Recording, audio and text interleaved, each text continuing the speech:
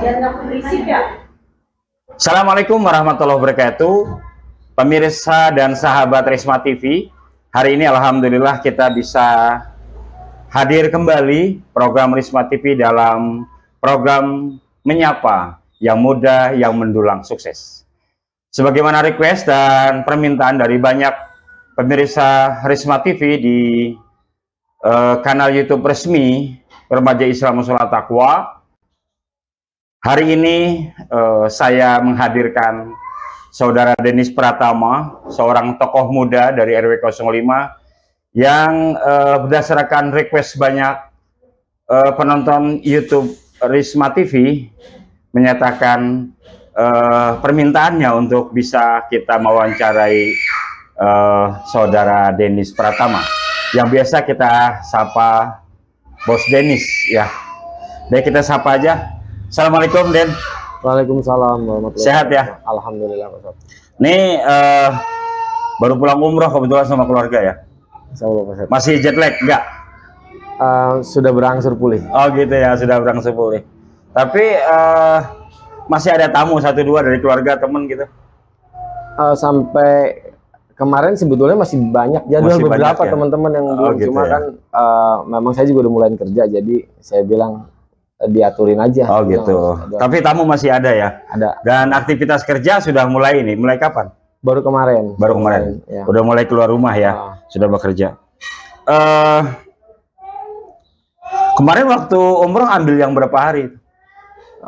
Total 12 hari dengan yang ke Turkinya. Oh, 12 hari karena ada perjalanan Turki dulu sebelumnya ya. Iya. Oke, 12 hari. Selama di Turki maupun di Mekah, di Madinah pelaksanaan umroh, ada telepon kaitannya dengan kerjaan nggak? Telepon, WA, kolega, teman gitu? Waktu masih yang di Turkinya, ya saya masih terima. Tapi begitu sampai di Madinah, saya usahain untuk selain ke anak-anak. Jadi memang pengambilan keputusan pun saya terima untuk dari anak-anak, tapi mereka tetap koordinasi sama saya. Oh gitu ya. Jadi praktis selama ibadah umrah bersama istri dan keluarga di Tanah Suci sudah dilupain dulu dah harus kerjaan gitu ya. Insya Allah. Kalau nggak penting-penting amat gitu ya. Gitu, Pak.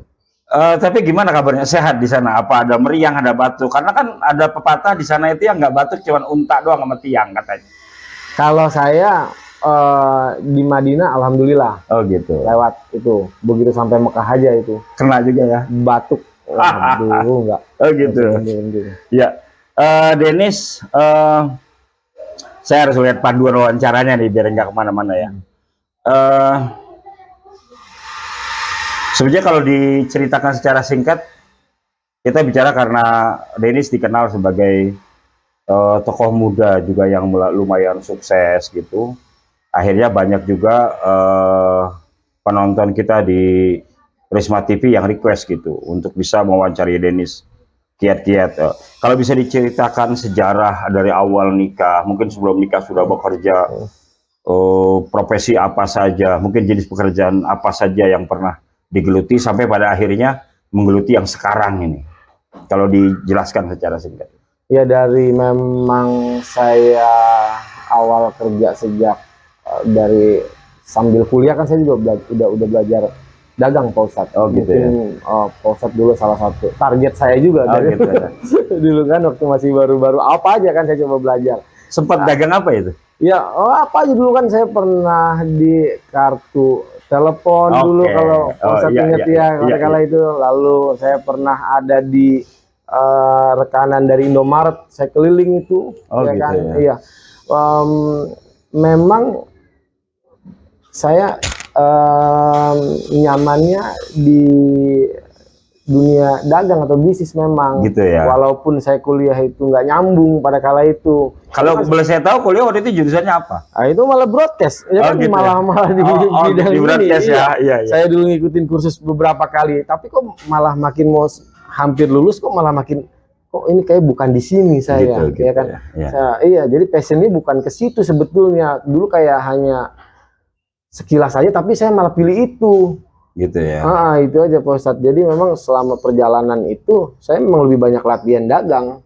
Dagang. Dan usaha, iya. Makanya begitu saya sambil kerja pada kala itu pernah bareng sama adik Pak Ustadz ya, Sofian sama Hairul. Waktu itu saya juga pernah di Indovision, pernah di mana aja saya kerja itu udah banyak. Tetapi saya sambil dagang, pasti saya itu Gitu ya. apa aja ya kan, karena saya memang begitu saya dapat yang mana nih, saya akan putusin untuk saya keluar nih, dan itu yang saya dapat waktu tahun 2016. 2016. Iya, saya putuskan untuk ketika saya lagi belajar, saya dapat ini di sini, wah ini passion saya, udah saya putuskan untuk saya keluar dari kantor. Terakhir saya sama Zaki, sama keponakan Pak Ustadz. Oh gitu. Iya, satu kantor itu, tapi saya belum terlalu kenal. Tapi produk juga itu ya. Produk, iya. Makanan atau apa gitu? Itu makanan. Makanan itu, ya. iya. Oke, makanan. Di distributor ya kan. Nah, akhirnya saya pilih keluar pada kala itu ketika saya memang sudah dapat ini, saya main di furnis ini, udah saya putuskan biar Bismillah, saya minta doain sama ibu sama istri itu dulu. Gitu ya. Yang penting ya. Kalau yang sekarang ini apa nama jenis usahanya? Yang sekarang nih? Furniture atau apa? Iya, lebih ke furniture custom ya, karena lebih spesifiknya ke arah situ. Kalau interior desainnya itu kan memang secara luasnya gitu. Maka kalau saya orang pesan itu lebih ke arah situnya, Pak Ustadz. Gitu ya. Ya. Orang biasanya custom berdasarkan ukuran rumah atau berdasarkan volume benda atau barang yang dipesan, atau biasanya orang kalau pesan itu bentuknya gimana? Dia terima jadi atau Dennis ngirim utusan untuk ukur lihat permintaannya seperti apa? Iya, itu saya sendiri Gitu langsung ya? memang beberapa kali saya kirim juga anak-anak. Tapi Oh, gitu ya? kalau ditanya berdasarkan apanya, pertama budget dulu mereka, kedua memang lalu keinginannya ya kan, atau dibalik mereka ada yang keinginannya dulu, lalu dia mengimbangkan dengan budgetnya, begitu Pak Ustadz. Oke. Kalau titik terendah perjalanan karir seorang Dennis tuh kapan sih? Tahun-tahun berapa? Titik terendah betapa sulitnya bekerja, sulitnya usaha sampai pada akhirnya bisa bangkit. Titik terendah itu sudah menikah atau sebelum menikah gitu? Pernah sampai atau jangan-jangan nggak pernah nyampe ke titik terendah gitu? Ya itu kan pandangan orang Pak Ustadz ya kan ya. Kalau orang bilang itu nggak ada kan, nggak mungkin dalam hidup manusia kan nggak ada. Gitu ya. Tapi kalau saya ditanya kapan waktu saya setelah menikah, di mana orang tua saya udah mulai sakit-sakitan. Oh gitu. Nah itu ya kan. Oh ya, orang tua sakit ya kan, lalu kerja juga kita masih gaji. Ya begitulah, masih gaji UMR juga mungkin belum sampai. Iya segitu. Lalu saya juga punya keponakan yang memang harus saya bantu, ya kan, harus saya support. Aduh, gimana ya pada kala itu kalau diceritain mah. Itu berarti awal-awal nikah ya, Den? Awal nikah. Tahun-tahun pertama kedua iya, gitu lah ya. Awal nikah. Saya juga masih temperamen itu pada kala itu, sangat-sangat ya, jadi gampang marah ya kan, masih ya seperti itu Pak Ustadz lah. Pokoknya kita juga kemana aja kita bahasanya itu kita dihadapkannya kita merasa salah aja gitu. Iya. Di mata orang kita salah, di mata teman kita salah, di mata keluarga juga kadang kita salah. Itu ya titik terendah. Betul juga. Nah kalau bisnis yang sekarang nih, desain interior segala macam apa istilahnya, itu pemasarannya, marketingnya, atau sudah sampai mana sih sebetulnya pesanan-pesanan banyak orang itu? Jabodetabek memang dalam setiap bulan itu pasti kita ambil ya. Gitu ya. Ini itu memang sudah otomatis saja itu. Kita tidak melakukan pemasaran pun sekarang orang udah datang aja gitu. Cuma kan kita nggak mau sampai situ. Ya kan? Ada banyak yang harus kita napain di situ, yang harus kita pikirin ya kan. Entah itu dari karyawan inti atau mungkin yang karyawan yang lepas. Maka memang kita juga harus sama-sama kerja keras semua itu Pak Ustadz. Apa ya, paling banyaknya dari Instagram, sosmed gitu ya, yang lainnya, dan kalau website beberapa ya. Sejauh ini pesanan terjauh atau request terjauh kota atau mungkin udah ke luar negeri, katakanlah kalau skupnya kota di Indonesia terjauh tuh udah nyampe mana, walaupun mungkin tidak sukses, tidak berhasil, tapi langkah terjauh udah nyampe mana ini? Bali, Pak Ustadz. Oh Bali ya. Pada kala itu kan saya juga sempat minta doa ya sama Pak Ustadz pada kala itu. tapi memang dia hanya sampai ke desain. Oh gitu ya. Ya harganya nggak masuk. Oh sampai di desain aja ya. Oke. Oke. Berikutnya, sekarang ini karyawan yang ada di kantor ini karyawan lepas apa memang sudah nggak kemana-mana? Atau pas ada kerjaan baru kita cari tenaga? Atau memang ada kerjaan, ada karyawan yang memang tetap ada di workshop itu? Tetap Pak Ustadz kalau Tetap yang ya? di sini ya kan. Jadi kalau total itu saya punya yang tapi itu 7. 7 ya? Iya, lalu untuk yang lepas nggak sampai 15. Oh gitu Kalau ya. yang lepas itu. Kalau desainer termasuk lepas tuh? Desain itu? Enggak itu? Tetap. Itu tetap ya? Tetap. Karena kan saya pernah datang ke workshopnya juga ke Tangerang, Iya. itu kan banyak juga itu. Iya. Yang bagian tukang kayu, bagian pelamir segala Iya. macam. Itu tetap semua hitungannya ya? Enggak. Oh enggak ya, mereka enggak ya? Iya, saya yang kalau kepala tukangnya sih 2 memang hampir saya anggap seperti tetap ya, cuma kan Iya. dalam peraturannya kita dia tetap lepas. seperti Oke. itu. Dan kemarin waktu COVID 2 tahun itu kan lumayan juga ya. Kita juga oleh negara, oleh pemerintah diharap tidak keluar segala macam. Itu bagaimana itu nasib karyawan? Atau mungkin pekerjaan saya itu benar-benar lock, nggak ada pekerjaan, atau rezeki tetap ada, gimana ya? Ya alhamdulillahnya malah saya beberapa punya aset dari masa COVID itu yang saya juga nggak sangka-sangka. Oh gitu ya? Padahal pada kala itu saya udah manggil beberapa karyawan, ayo siap-siap kita ikat pinggang, ya kan? Iya. Siap-siap kita untuk mungkin banyak membantu dari sini dulu, ya kan? Mungkin di luar kita buat plan B dulu lah nih, ya kan? Iya, Saya iya. udah mempersiapkan itu. Tapi Ternyata. ya Allah berkata lain, Oh gitu ya ya? kan? Saya malah dikasih yang rezeki, boleh kita bilang tidak terlalu pengaruh, Pak Ustadz. Gitu ya? Tidak terlalu pengaruh. Alhamdulillah. Iya, karena memang banyak dari online dan memang dari mulut ke mulut sudah alhamdulillah. Gitu ya. Kalau usaha desain interior gini dan itu kita ada mitra nggak sih dengan usaha lain? Kita bermitra nggak? Atau kita semua punya tenaganya, mulai dari ukur, desain sampai pemasangan, bikinnya gitu? Atau kita bermitra dengan kita lempar ke orang lain, jadi mungkin sebagian atau gimana? Kita usahakan untuk tidak seperti itu karena itu akan mempengaruhi nanti hasil akhir dan juga kinerja anak-anak di lapangan, Pak Ustadz. Oh gitu ya? Iya, semakin kita bermitra, ya kan, semakin kita melepas itu respon dari si klien-klien kita pun itu dia bisa menilai itu ini akan beda karena kita punya tanggung jawabnya bukan hanya sampai pemasangan toh, kita punya tanggung jawab, ya kan, ada garansi, lalu ke depannya juga kita harapkan dia juga ada repeat order, additional order seperti itu, Pak Ustadz. Maka kalau ditanya masalah saya harus bermitra untuk apa dulu yang memang saya nggak pegang mungkin, tapi Gitu ya? seperti saya misalnya kayak kerjaan sipil aja yang sampai ngebangun atau renov itu yang boleh dibilang bukan bagian dari interior design, saya ambil, saya usahakan saya ambil gitu dengan saya yang desain juga, ini juga karena orang banyak yang nggak mau, Pak Ustadz.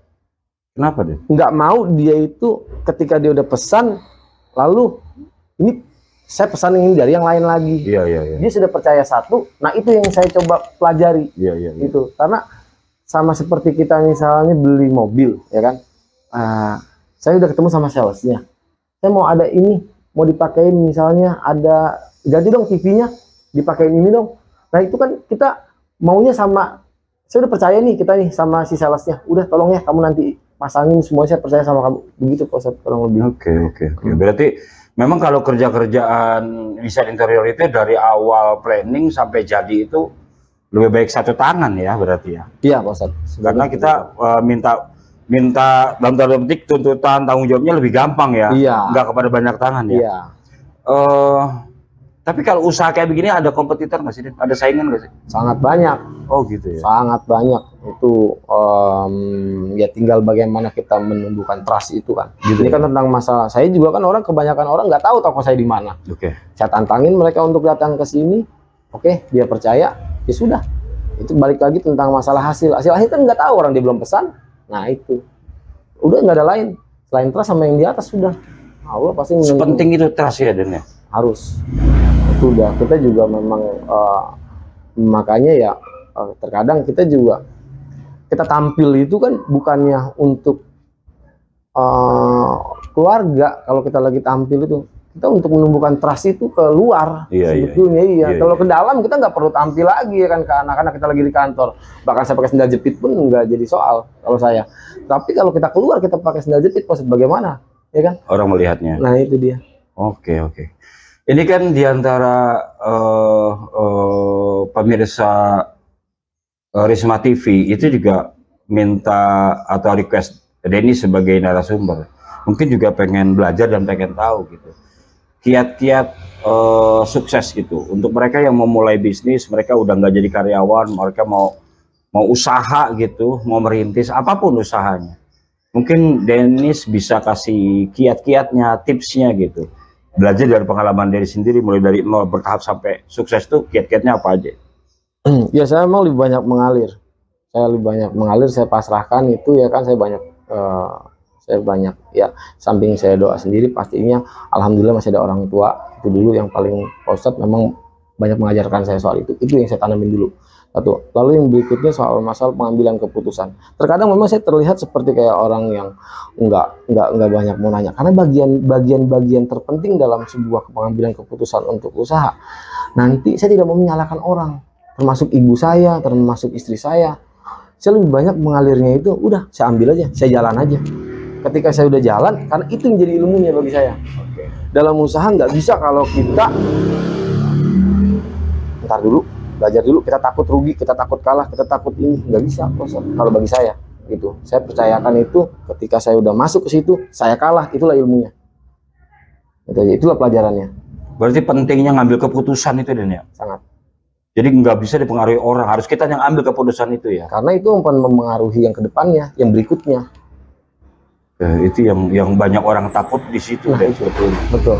Maju atau tidaknya dia menjadi cikal bakal pengusaha atau usaha mandiri itu pada titik pengambilan keputusan dan juga bagaimana menumbuhkan trust kepada orang ya.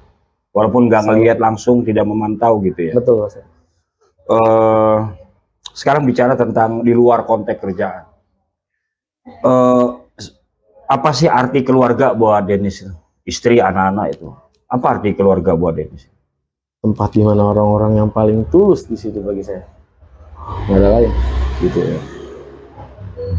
Dennis memandang anak-anak seperti apa sih? Memandang istri seperti apa selama ini? Tanpa mereka, saya bukan apa-apa, gitu ya. Sepenting itu ya, Den ya? Sangat. Oke. Sekarang harapan dan impian. Masih ada harapan sih ke depan, masih ada impian gak sih ke depan? Ini kan masih relatif muda. Berapa sih umurnya? 36. 36 ya, mau 37. Masih ada nggak sih harapan-harapan yang belum tercapai, baik di dunia pribadi, di dunia spiritual, di dunia usaha, keluarga atau apa lagi? Mungkin 1, 2, 5 tahun, 10 tahun yang akan datang? Kalau dari pribadi dan juga spiritual, pastinya saya juga masih banyak yang belum baik ya Posat ya. Saya berusaha untuk terus menjadi lebih baik. Apalagi kemarin saya sudah umroh ya kan. Nah di situ juga saya merasa bersalah. Kenapa bukan dari kemarin saya? Kadang saya pas sudah di sana tuh saya sedihnya seperti itu. Ternyata enak banget di sini gitu. Ya setelah kita ke sana, betul yang banyak orang bilang jarang banget orang yang nggak kangen ke sana lagi ya. Itu yang saya rasakan ya kan. Masih ada rasa di sana saya juga nih sampai sekarang gitu. Ya kan. Lalu kalau mau kita bicaranya target untuk apa harapan untuk usaha ke depan yang usaha pastinya saya selalu berusaha untuk lebih baik dalam hal usaha saya yang sekarang Posat ya kan. Karyawan pastinya harapan saya dalam doa saya selalu saya punya harapan untuk yang lebih banyak ya kan, karena tujuan saya membuka usaha bukan untuk saya nambahin kas pribadi toh ya kan, tetapi yang lebih penting dari itu adalah bagaimana saya bisa untuk membuka lapangan pekerjaan yang ya kan untuk orang lebih banyak gitu. Oke, alhamdulillahirabbil alamin. Bagaimana sih Dennis melihat kehidupan warga RW 05 ya? Kehidupan keagamaan, kehidupan masyarakat. Ente tinggal di RW 05, bagaimana ente melihat warga RW 05? Masyarakatnya dan segala macamnya secara umum sebagai closing. Iya, agak unik di sini ya kan. Kalau saya juga kan kita namanya masih muda, banyak nongkrong ya kan, banyak lompat sono sini. Itu kan buat saya belajar di mana-mana Pak Ustadz ya. Agak unik dan di sini dan sangat kompak itu aja. Unik tapi sangat kompak gitu. Karena unik dan sangat kompak dan saking deketnya gitu. Nah, itu yang menjadi kadang-kadang bumbu-bumbu benturan-benturan semakin kental, semakin ada, semakin banyak gitu. Maka itu yang bikin kita tuh terus belajar. Jangan sampai kita semakin dekat ini, jangan sampai malah banyak bermusuhan, malah sampai kita kebentur. Itu aja Pak Ustadz. Terakhir mungkin Denis ada pesan-pesan, bisa lihat kamera, pesan untuk tokoh-tokoh, untuk anak-anak muda, karena Denis dianggapnya tokoh muda, orang mengenalnya Bos Denis. Coba bisa disampaikan kepada pesan untuk para pemuda. Mungkin kita kan nanti ada masanya, kita juga ganti usia kan, kita tidak akan hidup untuk 100 tahun yang akan datang kan, bahwa generasi akan berganti. Mungkin Denis ada pesan buat anak-anak muda, mereka yang ingin berkarya, mereka yang ingin maju, silakan. Ya, pesan saya tetap terus semangat ya kan. Di sini kita juga banyak tokoh ya kan, apapun itu harus sangat kita hormatin. Bertanya itu penting ya kan, menghormati yang lebih tua juga sangat penting, lalu pengambilan keputusan juga itu sangat penting. Jadi itu harus kita padukan, jangan sampai itu kita abaikan semua ya kan. Kita ambil keputusan sendiri juga sebetulnya baik, tetapi konsultasi juga itu baik. Nah, itu bagaimana kita menselaraskan itu, ya kan? Itu yang sangat penting. Juga untuk yang masih pada kerja, yang mau usaha, kita harus tahu juga, ya kan? Jangan sampai kita memang hanya keingin, tapi kita belum siap. Itu yang bahaya. Bagi saya semuanya itu baik, mau kerja mau usaha itu sama baiknya. Karena orang yang kerja pun kalau memang dia bisa meniti karir di sana, memang dia passionnya di sana, itu pasti akan lebih baik juga Pak Ustadz. Sama ya kan, karena banyak yang pekerja juga sampai pada level tertinggi, umpama kata dia sampai direksi ya kan, mau sampai mungkin sampai direktur utama, itu kan sama baiknya bagi saya ya. Manajer pun kan udah cukup baik kalau untuk di swasta, seperti itu Pak Ustadz. Kalau untuk yang usaha yang memang lagi belajar, jangan pernah itu kita mengeluh, jangan pernah kita anggap yang udah kita gagal, gue udahlah ya kan, gue gagal mulu. Kalau memang passion kita di situ, itu cuma masalah waktu. Iya, pasti akan ada jalan. Iya, itu aja Pak Ustadz. Sahabat Risma TV dimanapun Anda berada, requestnya sudah kami penuhi. Baru saja kita bincang-bincang dengan Saudara Denis Pratama, tokoh muda yang mendulang sukses, dan kita sudah banyak belajar dari sosok Denis, bagaimana memulai kehidupan, bagaimana meniti karir, bagaimana jatuh bangun di dunia usaha yang sekarang digelutinya. Alhamdulillah sampai pada titik boleh dikatakan cukup berhasil, dan beberapa hari yang lalu baru saja mengadakan perjalanan spiritual bersama istri dan keluarga besar, umroh ke Tanah Suci, Mekah dan Madinah, dan sebelumnya sempat singgah beberapa hari ya di Turki untuk melihat tapakila sejarah Islam yang ada di sana. Pemirsa dan sahabat Risma TV dimanapun Anda berada, itu mungkin wawancara kita pada siang hari ini. Sampai ketemu lagi di sesi berikutnya. Kesimpulan semua saya kembalikan kepada sahabat Risma TV, bahwa sebuah usaha, apapun usahanya, sebuah profesional pekerjaan, apapun jenisnya, kalau ditekuni dan diyakini, insya Allah sampai kepada ujung sukses. Sampai ketemu lagi. Dari saya bersama Denis, kurang lebihnya mohon maaf. Wassalamualaikum warahmatullahi wabarakatuh. Waalaikumsalam warahmatullahi wabarakatuh. Sukses.